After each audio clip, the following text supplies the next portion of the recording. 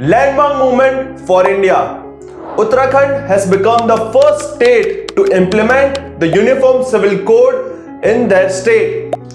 Stay tuned with this video to get to know how it will affect me, you and our whole society in itself, and how it will change the path of our country and its laws. January 27, 2025 will be etched as a very premier date in the history of India because it is the date when Uniform Civil Code is implemented in Uttarakhand.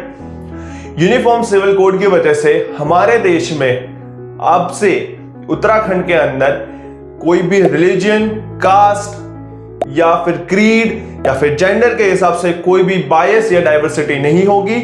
हर एक चीज के लिए, हर एक व्यक्ति के लिए एक समान कानून बिठाया जाएगा। But what exactly is UCC about and how it has evolved to today's time where UCC is being implemented in Uttarakhand.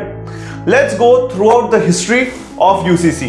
अगर हम UCC की हिस्ट्री के अंदर देखें, ब्रिटिशर्स ने इसे इंट्रोड्यूस किया था हमारे देश की विभिन्नता और हमारी डाइवर्सिटी को देख के, to maintain a equal system of law and to ensure that there is a smoother functioning of the legal system in our country. But thereafter it was completely scrapped off. उसके बाद हमारी जब आजादी हुई 1947 में और कॉन्स्टिट्यूएंट असेंबली को establish किया गया, तब doctor Bhimrao Ambedkar, who is also our father of the constitution, उन्होंने बहुत हेवीली प्रोपोगेट किया था कि यूसीसी को ही इंप्लीमेंट किया जाए हमारे देश के कॉन्स्टिट्यूशन के अंदर।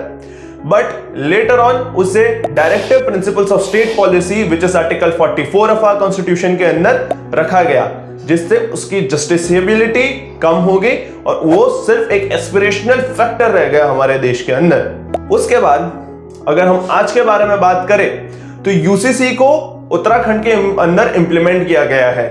उसके अंदर काफी सारी चीजें हैं जो हमारे देश को आगे बढ़ाने के लिए, हमारे देश के लीगल सिस्टम को बेहतर करने के लिए काम आएगी। हम आज की बात करें तो उत्तराखंड के अंदर यूसीसी लागू करने में बहुत बड़ा हाथ है वहां के चीफ मिनिस्टर पुष्कर सिंह धामी का।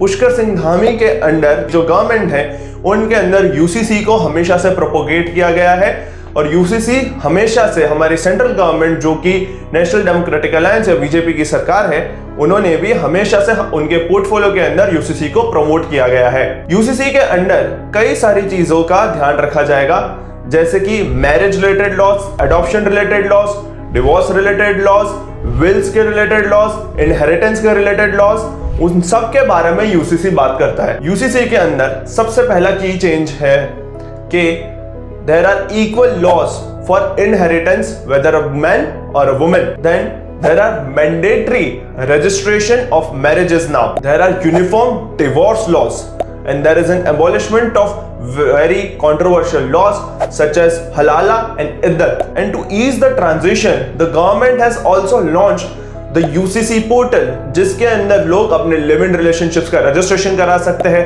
मैरिज के ऑनलाइन रजिस्ट्रेशन करा सकते हैं, इनहेरिटेंस के भी इजीली रजिस्ट्रेशन करा सकते हैं। जैसे कि उत्तराखंड है वो आगे जाके अपने लीगल सिस्टम के अंदर एक्सेल करना चाहता है, उसे बेहतर बनाना चाहता है। अगर आप भी इसी तरीके से अपने लाइफ को इन लीगल फील्ड बेहतर बनाना चाहते हैं, आप उस लीगल फील्ड में एंटर करना चाहते हैं, तो you can join e-coaching CLAT where you will be helped with the complete preparation of your CLAT undergraduate exams. Uttarakhand ने यूसीसी को इंप्लीमेंट करके हमारे देश के लिए एक बहुत ही बड़ा लैंडमार्क स्टेप उठाया है। इससे ये भी हो सकता है कि कई सारे बाकी सारे स्टेट्स जो यूसीसी के बारे में प्लान कर रहे थे वो उत्तराखंड से इंस्पायर होके यूसीसी के इंप्लीमेंटेशन प्लानिंग शुरू कर दे और उसकी अपने अपने स्टेट्स की ड्राफ्टिंग भी शुरू कर दे। यूसीसी का इंप्लीमेंटेशन उत्तराखंड के अंदर भारत के लिए एक बहुत महत्व और बहुत ही बड़ा स्टेप है जो कि इतिहास में जरूर लिखा जाएगा। ज्वाइन करें ई कोचिंग अपनी बेहतर क्लैट प्रिपरेशन के लिए और फॉलो करें